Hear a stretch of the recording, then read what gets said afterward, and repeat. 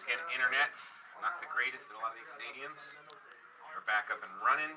And while we were away for just a moment, Cushman caught a 26-yard pass from Mullenix, first down, back in the pocket, going long, man out there, and the ball is going to be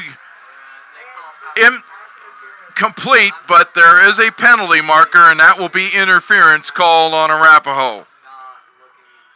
Now, that's a good penalty. You know why it's a good penalty, right? Yes. Explain to our viewers why that's a good penalty, Mr. Mullen. Because he prevented 6 points. And where does the ball get placed? It gets placed so at the pass interference penalty called on Arapahoe. It'll come back from the place of the line of scrimmage. That'll be a 15-yard penalty, automatic first down on the after the interference penalty. So you high school safeties and defensive backs, if you know you're getting beat and you want to take the gamble, it's only a 15-yard penalty instead of where the spot was. So basically you're giving up a first down, saving a touchdown. Yeah, it does stop the clock. So the pass interference only goes 15 yards. They're still moving the sticks over there. It'll be at the 39-yard line of the Warriors, and again Mullenix with the screen pass caught. Out Jackson. Jackson is tackled in the open field. That's a brilliant play. Clock is rolling. No urgency on the Castleview side. Loss of 1 yard on that. Second down and 11. That is a major league textbook tackle in the open field against Jackson. Mullenix rolling out left. There's the pass. And the pass, did he make that catch? He took a big-time pop, and yes, he did make the catch. And that was 82 Anderson with the catch on that. And he will get it to the 34-yard line, so a gain of 6 on that. And we'll call it third down and 4 yards to go at the Warrior 39. And the clock is moving. Are they going to have to take their final timeout? Unreal. Another yes. timeout. Castleview, and that's their last. Well, good sign for the Warriors. Now they get to recoup from that penalty and the extra reception yardage that they got on that one. At the end of the day, Arapahoe is probably going to separate here. 3 scores is really tough to come back from. And I want to beat this Lightning because the last thing we need is a 15 to 30 minute delay. When it looks like this game is well over. I won't say over until the fat lady sings. She ain't here tonight. So, 4:01. I'm getting a little hungry, so it looks like our friends at Wingstop might be feeding us tonight. And we still have our player of the game, right? And when we're looking at the scoreboard, I think the biggest one is my buddies over at Cornerstone Christian won 22-0. It was nice catching up with them on the spotlight on 303gonzo.com early in the season. Man in motion, back to the line of scrimmage. The fake Statue of Liberty play, and Mullenix is sacked. Nowhere to run and hide, and that was a big lightning bolt there at the moment. Big loss, and one of the Arapahoe players is down on the field, and that adds on to the things very slow getting up. We'll see who gets off up on it. Yeah, and that would be not a good injury if he has to miss any time. He's coming off gingerly, but that's okay. Tough kid. Give him a couple wings tonight, and he'll be all right for tomorrow. It's a recovery day. There you go. Loss of 2 yards on the sack, and it'll be 4th down, and we'll call it 12 yards to go. I'm really excited. I just got a note from Mustafa, who is one of the players up at CU. They're playing CU versus CU. Not going to spoil the score, but Mustafa did play for me. He went out of state, and now he's with the Buffs, and he's making some great plays for the CU Buffs tonight. 4th and 12. Mullenix back to pass quickly over the middle. Oh, is that a pick? Incomplete as the ball goes to the ground. But in actuality, that's a good thing that it went incomplete because that's a turnover on downs. And Arapahoe will gain great field position with 3:39 remaining in the game. They can run and get a first down and basically run the clock out because the SaberCats used up a bunch of their timeouts earlier in the third quarter and this last one, so they are out of timeout. So one first down should just about wrap things up in Arapahoe. The players are riling up the fans at the moment as they look to get to 2-0, and a great start to the coaching career for Rod Sherman here at Arapahoe. Well, boy, I'll let you tell us, career kid, that was a good drop. You want to pick when you're on the field. Oh, of course. Pick, but I agree with you. The field position benefits Arapahoe, and it appears, I've seen this in the past, usually they went with the senior heavy throughout the season. So Benson is out there, 84, looks to be a fresh guy. 19, 47, and 22. 47 we've seen at fullback before. And that's Alex Hershey, who they'll probably line up at the wide receiver position. Benson gained 7 on first down, and we're at the 3-minute mark remaining, and the Warriors well on their way to picking up a 2 games in a row wins. As far as wins is concerned, go to 2-0 on the season. Benson will get it over midfield, and he should have the first down near the 48-yard line. He gains 4, and that will be a Arapahoe first down. Well, I don't want to spoil any scores, but I'm just going to tell you that CSU-CU game is the same score that we have here for Arapahoe and Castle. Okay. That's a nice teaser for our fans out there. We will not tell you who's winning or losing at the moment. And it'll be interesting to see now. I'm sure they'll have Lucas Savage now kneeling. And there's a penalty marker before the play even gets started, and that will be procedure against the Warriors. So it'll set them back to 1st and 15, back in their own territory at the 47-yard line. But give Rod Sherman credit.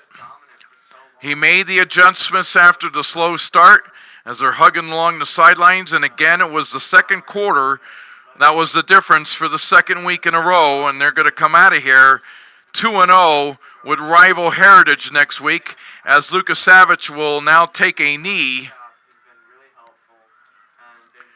And we'll see where they spot the football. It's a 3-yard loss, but at this point it doesn't really matter. It matters on the stats, but you don't want to be turning the ball over or doing anything stupid at this point when you're enjoying a 3-touchdown lead. So I'm sure they will sacrifice that. And it seems like the lights have gone out already in the stadium and said, hey, whoa, wait a minute here. I got to be able to see what I'm doing here. I'm sure they're going to take another knee. And Lucas Savage will take a knee at the 42-yard line. It'll be 3rd down, but that's a moot point at this point. We're down to 1 minute and 20 and the clock moving, and I'll be moving too, turn on those lights. Yes. Yours truly would appreciate that, and there we go. And I thank my broadcasting partner, the great Gonzo Gonzalez, for helping me on that one. Didn't need the lights to go out in the stadium that quickly tonight. 3rd down and 20. We're down to 55 seconds. I'm sure they'll be taking another knee here as Lucas Savage will take it at the 39-yard line. It'll be 4th down and 23. And they might have to snap it one more time. Remember, you got the 25-second clock. The Warriors will go to 2-0 on the young season with rival Heritage here. Next week it'll be considered a road game as Heritage will be the home team. But this place will be rocking a week from tonight. That's probably going to be a great game. Well, I think here, maybe you kind of, if the clock is against you, you just kind of run around a little bit and either pooch it or kneel it. He's running around, and everybody has stopped in slow motion now. He finally takes a knee with 4 seconds to go. So Castleview will get one more snap as they say it's over.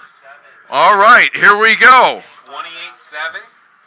Finals, 28-7. yes. Rod Sherman goes for 2 and gets 2. That is our storyline of the night. Sherman goes for 2 and gets it.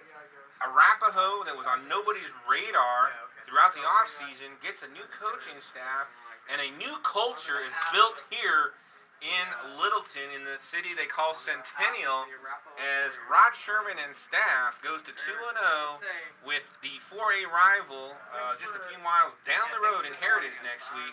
The biggest storyline tonight is 28-7 in what was a dicey first quarter, but the second half was all Arapahoe defense, and they put it together. Teamwork paid off. Lots of players got in towards the tail end of the contest. You gotta love that. And would you like to review a few of the stats there, John, or do we need to get a few scores in here? Because we're going to sign off early tonight as lightning is approaching us, and the last thing I want to do is get wet. Absolutely. And we can say unofficially tonight, Harrell was a big story for the Arapahoe offense.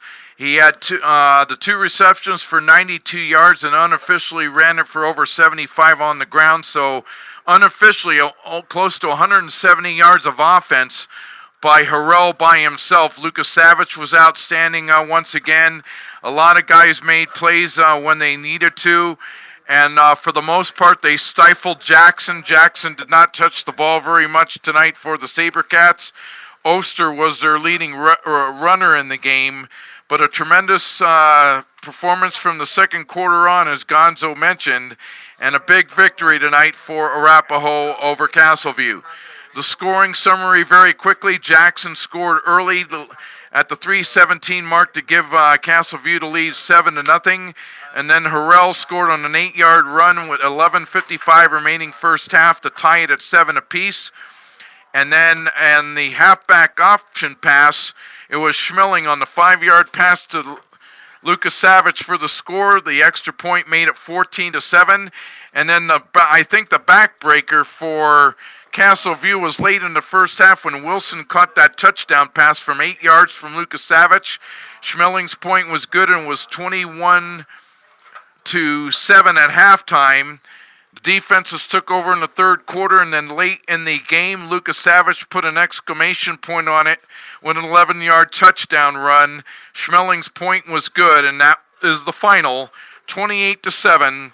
Arapahoe defeating the Castleview SaberCats to run the record on the season to 2-0. Castleview, with the loss, now falls to 1-1 on the season, and an excellent effort for Rod Sherman's team. They take momentum into their rivalry game here next week with Heritage, and that's going to be a good football game because Heritage won their game last night, so it should be an intense week of practice for Arapahoe when they get back out on the field on Tuesday following the Labor Day weekend. But great night for Rod Sherman and his team as they celebrate down yonder, and the lightning still flashing at the stadium. And we're going to go over some of the final scores here from action tonight. Enzo's going to bring those to you. But we surely hope that you enjoyed tonight's game. And of course, you know our fine sponsors who bring you these games throughout the season, including our dear friends at Wingstop. So, actually, we're going to go to Twitter to get all the scores posted. Going to try to take off a little early, get the scores posted. We're going to go to the Blog Talk 303 Gonzo, Blog Talk 303gonzo.com, and we'll catch you next week as another fine edition of 303gonzo.com. For my play-by-play partner, John Mullen, I am 303 Gonzo. Gonzo, 2 fingers. Peace out.